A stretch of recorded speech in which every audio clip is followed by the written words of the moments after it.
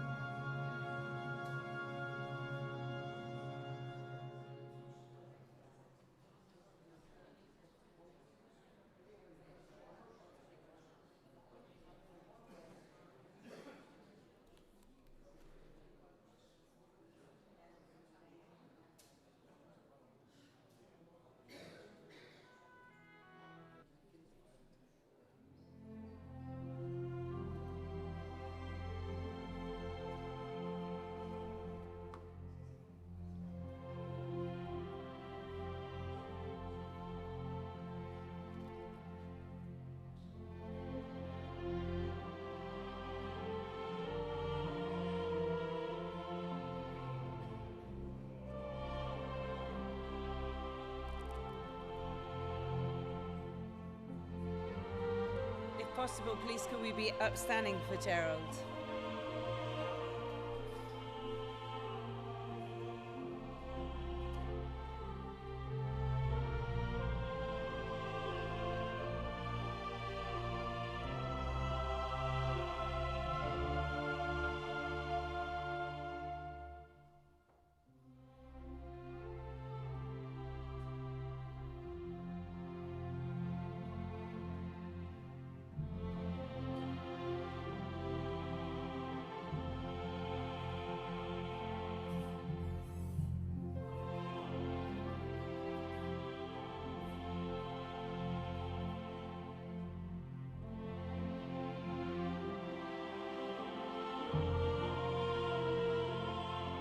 Please be seated.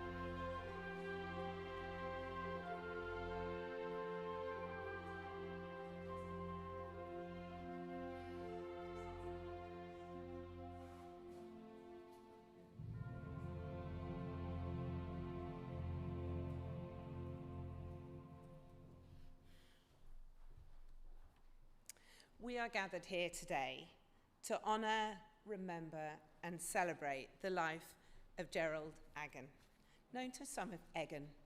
Egan, just said that 3 ways to start, and I'm English and all. Known to many as Jerry. I chatted with Gerald's 2 children, Sam and Charlotte, about his incredible and wonderful way of being and some of the friends and connections he's made along the way have shared thoughts today. My name is Rachel Smith, and I'm a humanist funeral celebrant, and this is a humanist funeral. It's a time to reflect, a time to remember, and a time to say goodbye. It is all about Gerald, his world, and his people. And whatever faith you hold, you're so welcome here today to say goodbye in your way. Gerald was his own person, and in many ways self-contained about his way of being. He had, in recent times, been living with a type of leukemia. He suddenly collapsed at home. Due to the wonderful care of his neighbours, he was helped to get to hospital. Sam, Charlotte and Tony were on their way. But very sadly, on the 14th of August, he died. He was 85 years old. When someone dies at first, our minds travel to the what-ifs and the what-could-have-beens. Gerald lived his life his way. He loved his independence and his freedom, and independence was his right to the very end of his life. He knew that he was loved by his family, but also by his community. He was cared for by those near and far. Today, as we reflect on his life, let your minds travel to his whole life and the true adventure of life that life was for Gerald. A life that travelled the world and met so many people along the way. Out there in the world today, there are many people who will just say, "Do you remember Gerald, that man who built organs?" He brought people together, shared stories, and he lives on in memories. And he lives on within you all. You are his memory bank. You are his memory keepers, and with each story shared creates like a memory tapestry of life. I'd like to share with you a poem called Instructions. When I've moved beyond you in the adventure of life, gather in some pleasant place and there remember me with spoken words old and new. Let a tear, if you will, but let a smile come quickly, for I have loved the laughter of life. Do not linger too long with your solemnities. Go eat and talk, and when you can, follow a woodland trail, climb a high mountain, walk along the wild seashore, chew the thoughts of some book which challenges your soul. Use your hands some bright day to make a thing of beauty or to lift someone's heavy load. Though you mention not my name, though no thought of me crosses your mind, I shall be with you, for these have been the realities of my life for me. And when you face some crisis with anguish, when you walk alone with courage, when you choose your path of right, I shall be very close to you. I've followed the valleys, I've climbed the heights of life.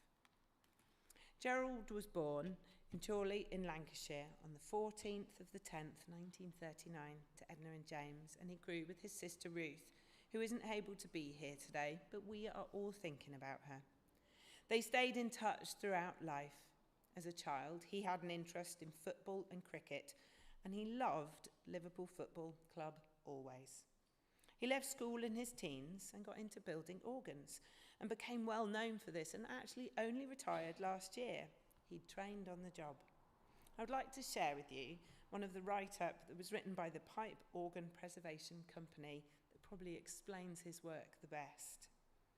We are very saddened by the loss of our former colleague, who was an organ builder with a huge wealth of experience for an amazing 70 years. Jerry worked in 20 countries and we think 13 US states. He grew up in Chorley, Lancashire, and started an apprenticeship in 1955 with Rushworth and Draper in Liverpool. In London, he worked with Gray and Davidson, Hill, Norman and Baird, J.W. Walker and M.P. Mander, and at 21 was foreman for Walker's rebuild of the Hollywood Parish Church. He returned to Northern Ireland in 1978 and almost single-handedly did the site work for the Ulster Hall and St George's Belfast. Staying on, he worked for Wells Kennedy in Lisbon from 79 to 81, and then again 97 to 2013. In 1992, he rebuilt the Telford organ in the Falkland Islands on his own, followed by Birmingham Cathedral for Nicholson's in 1993. He was involved in the Royal Albert Hall for Manders and regularly did the US tunings for Walkers. He joined Pipe Organ Preservation Company in 2013 for 5 years, beginning with the new organ for St Patrick's in Lisbon. Afterwards, Gerry settled down doing subcontracting work for various notable Cavan Cathedral and O'Donovan's organs. Gerry's attitude to organs was outstanding. He wasn't daunted by any task, and he came up with many solutions from his vast experience. And here were some really lovely comments that were shared with this amazing tribute. A true giant of our craft. It was always a joy to talk with Gerry, whether about organ building, as others have said, or just sharing a story or two in the bar. I will remember the cheeky twinkle in his eye, his warmth and generosity of spirit with great fondness. A wonderful man, full of humour, fantastic stories, generous and warm-hearted. People said he had a fantastic brain and found solutions to all scenarios, that he was one of life's gentlemen and loved by all. He remained working, which wasn't really work, but was a vocation for 70 years. He was so well respected for his skill and his talent, his fixing and creating, but also for who he was as a person.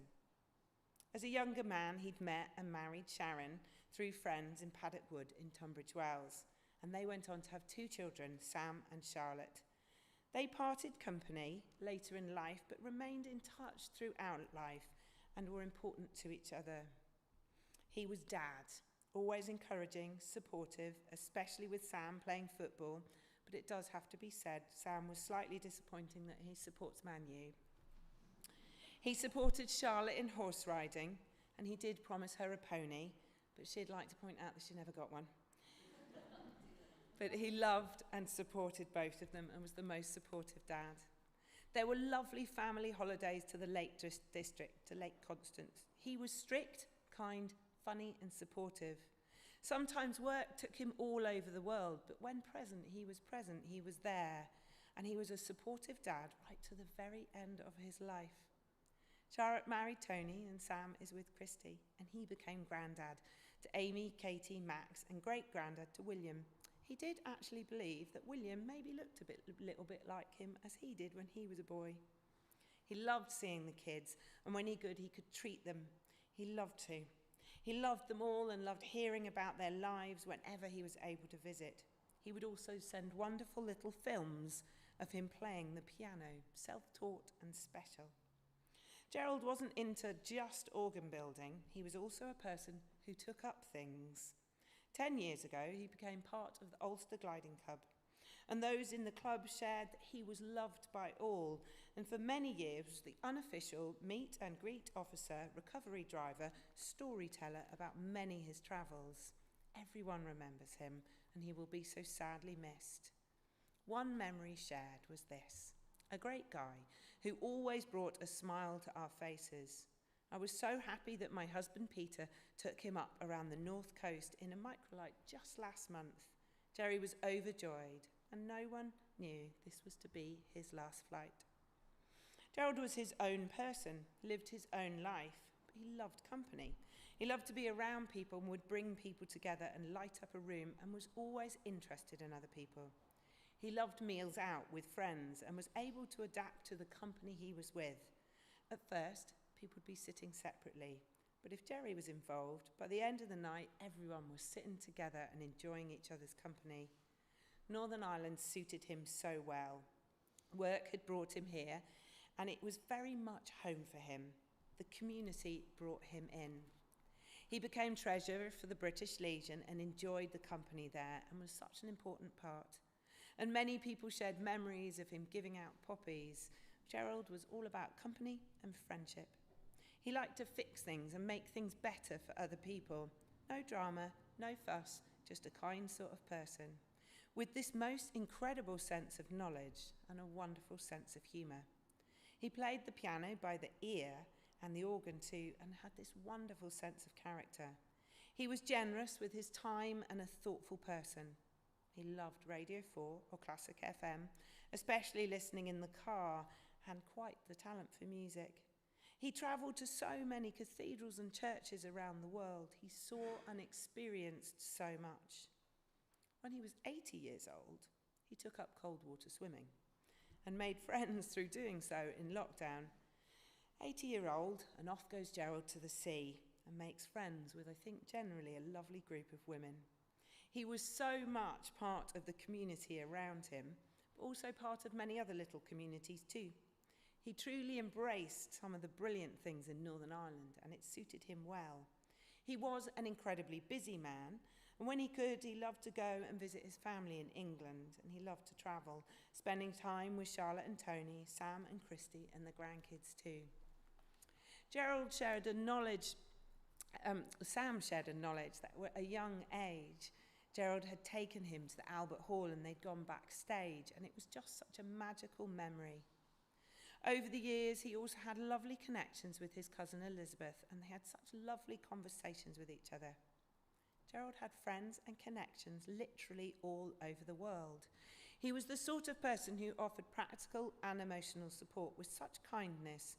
He was, though, let's be honest, stubborn, and he liked his own space. None of us are perfect, and he could be a little bit grumpy. But he was loved. He was loved by those who had the joy of being part of his life. He was so much part of family that he was part of Tony's family too. They just loved him. He loved trips to England, but Northern Ireland truly was his home. Let's take a little moment of reflection. This is your time to sit in peace and to remember Gerald in your own way, or for private prayer if you wish. And we'll hear a piece of music.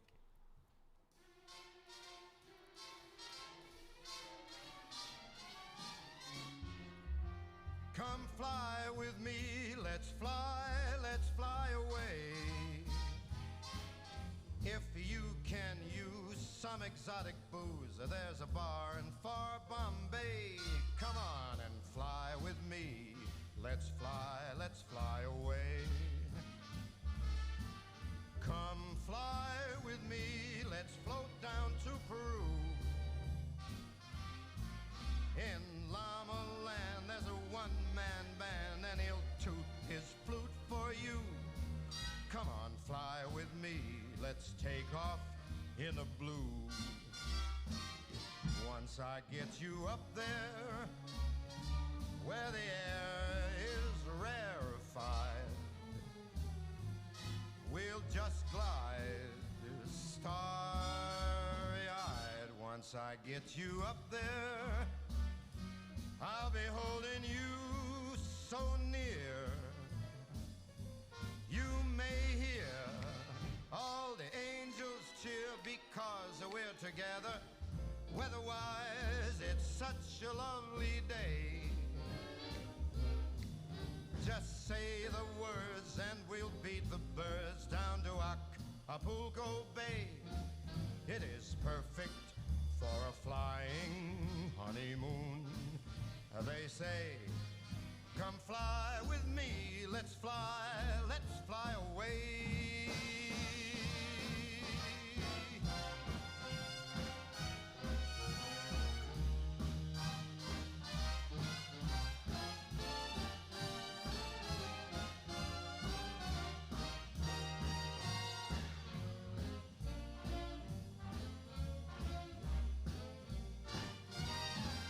Once I get you up there, where the air is rarefied, we'll just glide starry-eyed. Once I get you up there, I'll be holding you so very near. You might even hear a whole gang of cheers just because we're together. Weather-wise, it's such a cuckoo day. You just say those words and we'll take our birds down to Acapulco Bay. It's so perfect for a flying honeymoon. Oh, babe, come fly with me. Let's fly, let's fly. Pack up, let's fly away.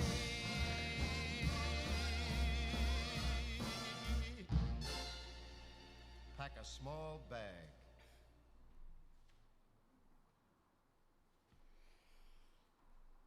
Together, today, as we gather ourselves to leave, we hold thoughts and memories of Gerald in your mind and your hearts. a true gentleman that brought a lot of joy to life.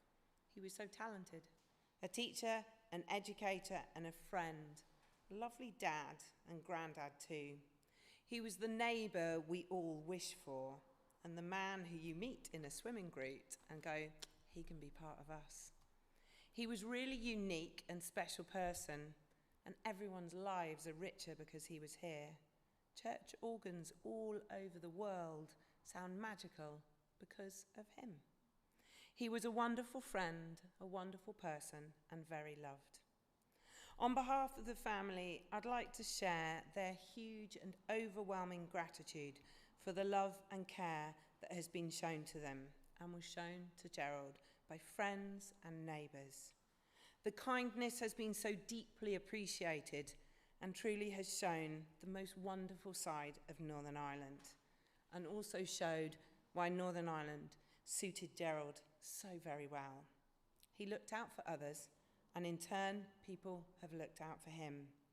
Community, friendship, support, kindness, and a sprinkling of humour along the way. May Gerald's way of bring those together, carry forward into the future, and leaves a legacy in so many ways.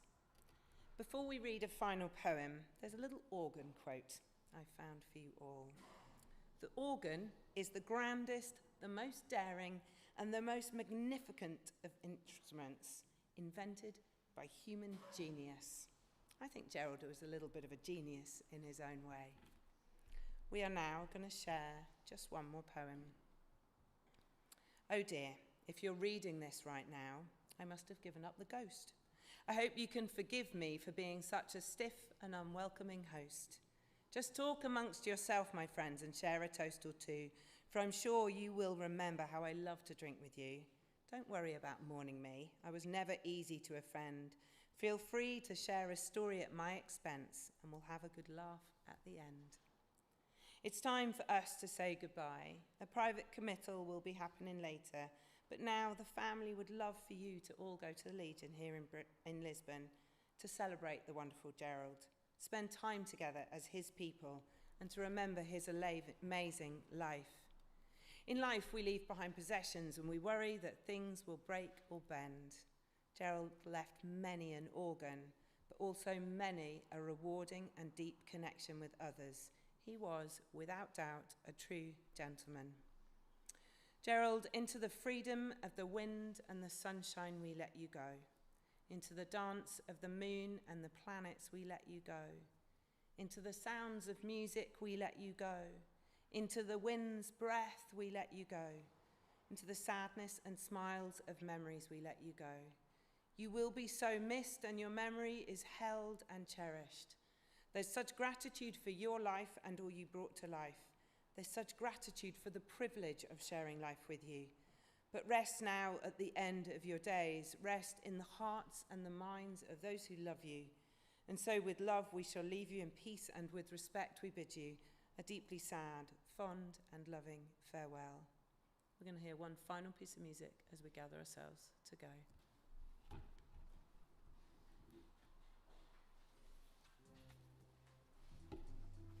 Through a storm, hold your head up high, and don't be afraid of the dark. At the end of a storm, there's a golden